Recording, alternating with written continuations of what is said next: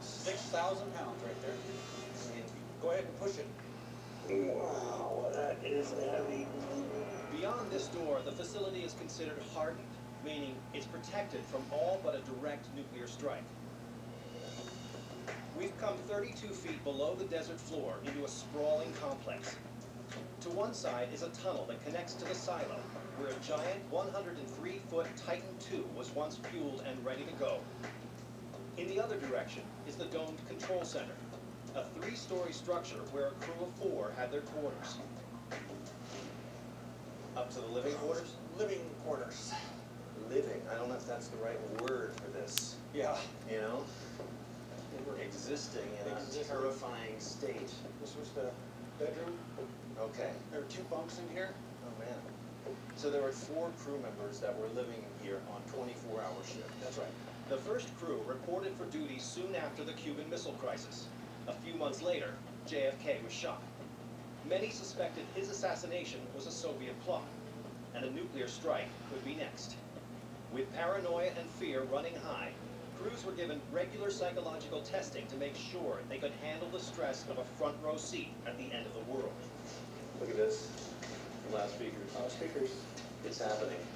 Armageddon has occurred. Yep. They would be hearing their orders over this, right? Yeah. Get downstairs quick. One level below the crew quarters is the terrifying part of the operation, launch control. This is where they launched. Ooh. This is where one desk was with a launch control panel with a key to launch the missile. Okay, so there's a whole console here that 2 people are sitting at. One person there. One person over here, and this is where the key is turned Turn to and launch. the buttons are pushed. Launching required 2 men, and it would take less than 5 minutes to enter the codes and turn the keys to unleash a 9-megaton warhead. The Titan II had a maximum range of 10,000 miles, could reach Moscow in 35 minutes, and was 600 times more powerful than the bomb dropped on Hiroshima. I'm noticing that there are all the way around the perimeter of this room these huge springs. 8 of them. 8 springs. Right. And that's literally keeping this floor on a suspension. Yeah, it takes the shock wave of a nuclear bomb blast. Okay. The silos were a prime target for a Soviet counterstrike and could handle a 1-megaton blast within 2,200 feet. We're basically standing on a platform that's attached to the other 2 levels as a shock absorption system. And the whole purpose of that is to protect this control center from the percussive effect of a nuclear bomb, either one they're firing off or one that's actually struck outside. It is so intense to imagine what these guys must have been thinking while they're sitting there, or not thinking, following orders, waiting for the moment when they turn the keys and fire off what is essentially, quite possibly, the end of the world. If the US and Soviets had launched all their weapons, World War III would have taken about 45 minutes, killing hundreds of millions of people and blanketing the entire planet in nuclear fallout.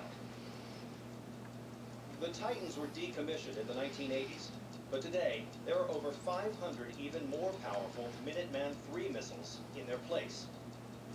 So this is the tunnel that leads to the silo that holds the missile. Exactly. Drew tells me when this facility was shut down in 1984, the missile was removed, the silo was imploded, and the connecting tunnel filled with concrete. And they have sealed this one completely off with a concrete barrier. Beyond this is a lot of dirt. Just a few miles from Drew's place is the only Titan silo left intact, with a disarmed missile in place. The military preserved it as a vital piece of history, and it's called Site 17. I'm meeting with Chuck Penson, who literally wrote the book on these weapons of mass destruction. How you doing, sir? Welcome to 1-7. Thank you very much. You're gonna hear a bell start to ring, and that's just a warning that the hatches are gonna close. Okay.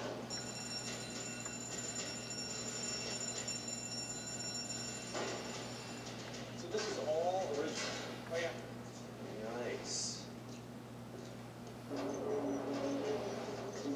Oh man, look at that. It just keeps getting scarier. So this is what, in Drew's silo, is all filled in. You couldn't go past that wall.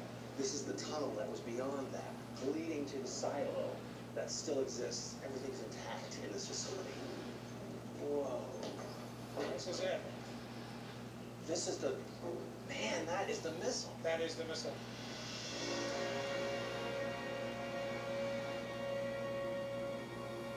This is a pretty incredible moment. I mean, this is what we're all so scared of, isn't it? This is Titan II. It's 103 feet tall. You can launch this in 1 minute. No kidding. Yeah. Oh my God, I didn't even look down here. Wow, look at this. All the way down. How deep is this, Chuck? Goes down to 150 feet. I don't even know where to begin talking about this. It's overwhelming that it even exists, let alone, I mean, that we're able to see it. And we have 54 of these at one time. Each base cost, in today's money, about $95 million to build, and the 18 here in Arizona were a huge boon to the local economy. Oh, wow. Isn't that a sight? That is insane. That was the upside to having a weapon of mass destruction in your backyard. The downside is obvious. Look at that thing. You're basically standing at the bottom of the military-industrial complex. For 20 years, the Titan II silos were buried and forgotten in the desert sands, like ancient Egyptian tombs. Some have been unearthed beneath churches and backyards, their secrets exposed. But others remain hidden, maybe forever, somewhere in the Arizona wilderness.